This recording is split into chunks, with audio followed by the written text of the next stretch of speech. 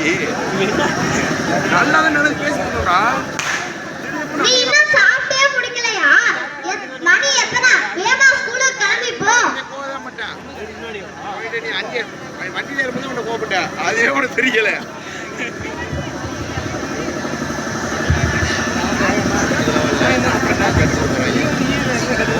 தெரியல. காரணம் தெரிஞ்சவன் நம்ம கேட்ட மாதிரி நடந்துக்கலாம். புரியுதா இல்லையா?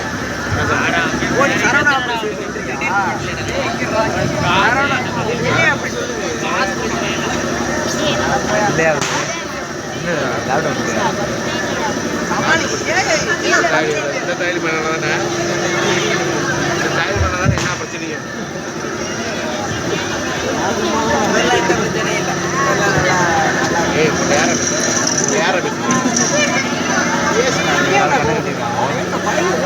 பாவம் என்ன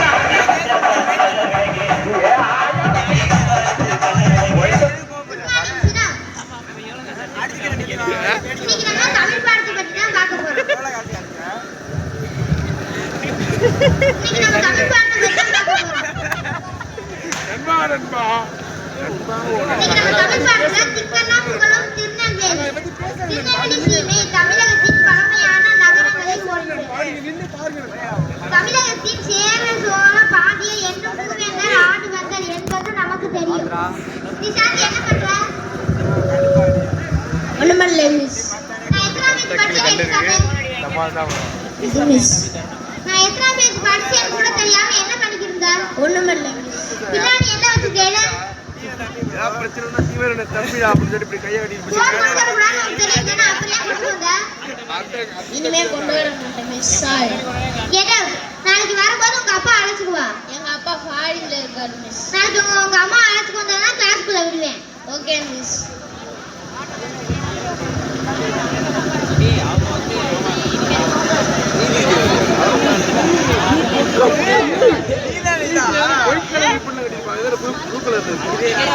good morning miss. Good morning. எப்பல நோடுது? நான் நிஷாந்தோட அம்மா மிஸ். நிஷாந்த் ஆக்டிவாவே இல்ல. நிஷாந்தோட ஆக்டிவிட்டி சரியில்லை. அவன் வந்து பாடத்தையே கவனிக்க மாட்டேனான். அவனால கவனிக்கிற திறனும் அவனுக்கு இல்ல. அவன் போன் எடுத்துக்க வரக்கூடாதுன்னு சொல்லியும் அவன் நேற்று போன் எடுத்துக்கு வந்தான். அதனால அவனை 1 வீக் சஸ்பெண்ட் பண்றோம்.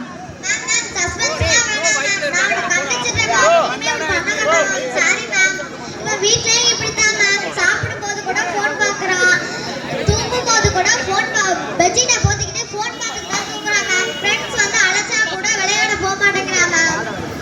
இவனை நல்ல டாக்டர் கிட்ட கவுன்சிலிங் கூட்டி போய் பாருங்க. Okay ma'am.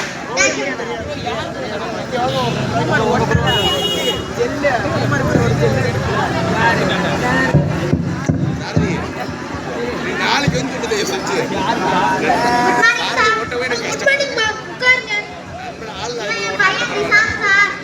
எப்ப பார்த்தாலும் போனே பார்த்துட்டு இருக்கான் சார். அதனால கவுன்சிலிங் கொடுக்கலான்னு வந்தேன் சார். உங்களுக்கு கவுன்சிலிங்லாம் செட் ஆகாது. நான் சில பேரை கொண்டு காட்டுறேன். அவங்க கொஞ்சம் டேஞ்சர் ஆனவங்க. மெட்டீரியல்லே பார்த்துட்டு வந்துருங்க. போட்டு வைங்க. மித்ரா பாரு மித்ரா.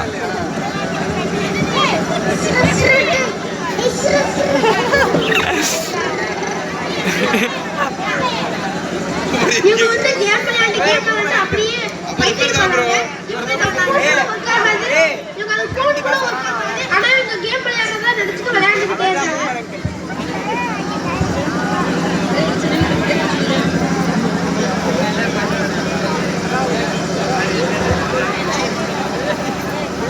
முன்னாடி கொஞ்சம் குறைச்சுனா ஃபோன் கிளாரிட்டியே இல்லையா? இவங்க வந்து மேக்கப் பைத்தியம். இவங்க மேக்கப் போட்டுட்டு அப்படியே போட்டோ எடுத்து பைத்தியம் போயிட்டாங்க. ஹலோ, நான் பேசுறது உங்களுக்கு கேக்குதா?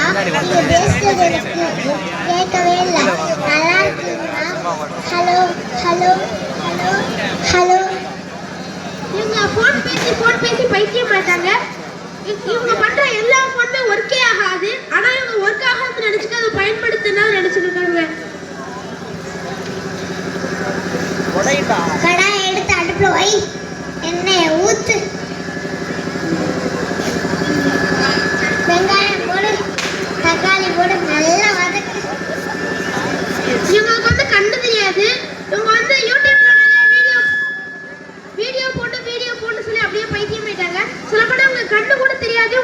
தெரியுதுன்னு நினைச்சிட்டு இருக்காங்க.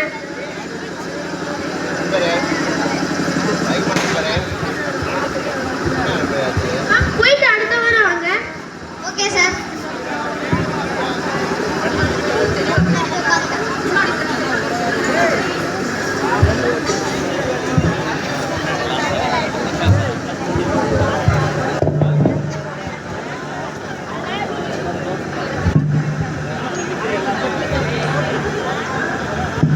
இவங்க மாதிரி நீனும் பைத்தியமாக வேண்டியதுதான். இவங்க எல்லாம் போன் பார்த்து பார்த்து அப்படியே பைத்தியம் ஆயிட்டாங்க.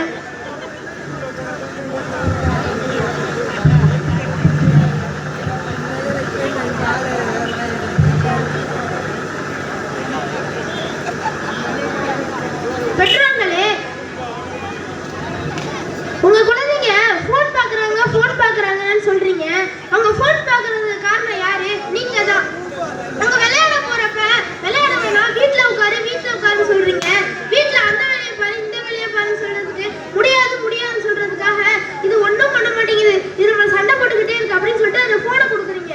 அது போனை கொடுக்கறதுனால அது அப்படியே விளையாண்டு பழகுது. நீங்க வந்து போனை கையில எடுக்காதீங்க, நீங்க புத்தகத்தை எடுங்க. அப்பதான் உங்க குழந்தைகளும் புத்தகத்தை எடுப்பாங்க. இளைஞர்கள் எல்லாம் போதைக்கு அடிமையாயிட்டாங்க, குழந்தைகள் எல்லாம் செல்போனுக்கு அடிமையாயிட்டாங்க. பெற்றோர்களே, செல்போனும் ஒரு போதைதான். அத உங்க குழந்தைகிட்ட தூரமா எடுத்துட்டு போங்க. செல்போனை அழகா பயன்படுத்துங்க. நன்றி.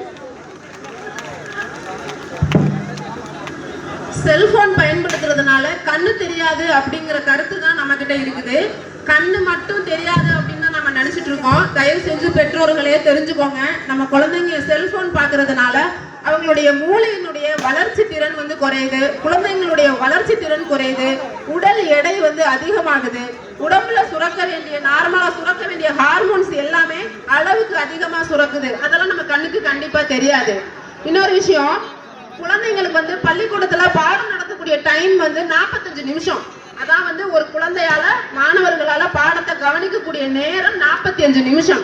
நம்மளோட பிள்ளைங்க வீட்டுல உட்காந்து போன்ல அப்படியே ரீல்ஸ் இப்படியே தள்ளிட்டே பார்த்துட்டே இருக்கிறதுனால ஸ்கூல்ல போய் கிளாஸ் கவனிக்கும் போது டீச்சர்ஸ் நடத்தக்கூடிய பாடம் ஃபாஸ்டா இருக்கணும்னு நினைக்கிறாங்க.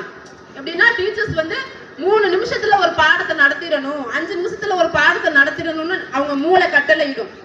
அப்படி 45 நிமிஷம் பாடம் டீச்சர் நடத்தும் போது உங்க பிள்ளைங்களால 3 நிமிஷம் மட்டும்தான் பாடத்தை கவனிக்க முடியும். அப்படியே கவனிச்சாலும் அந்த குழந்தைங்களுடைய மூளையால அந்த பாடத்தை ஞாபகம் வச்சுக்க முடியாது. நல்லா தெரிஞ்சுக்கோங்க, குழந்தைங்களால நடத்தக்கூடிய பாடத்தை ஞாபகம் வச்சுக்க முடியாது, படிக்கக்கூடிய பாடத்தையும் ஞாபகம் வச்சுக்க முடியாது. அதனால தயவு செய்து பெற்றோர்கள் வந்து என்ன செய்யுங்க, குழந்தைங்க கிட்ட மொபைல் கொடுக்கறத தயவு செஞ்சு குறைச்சுக்கோங்க.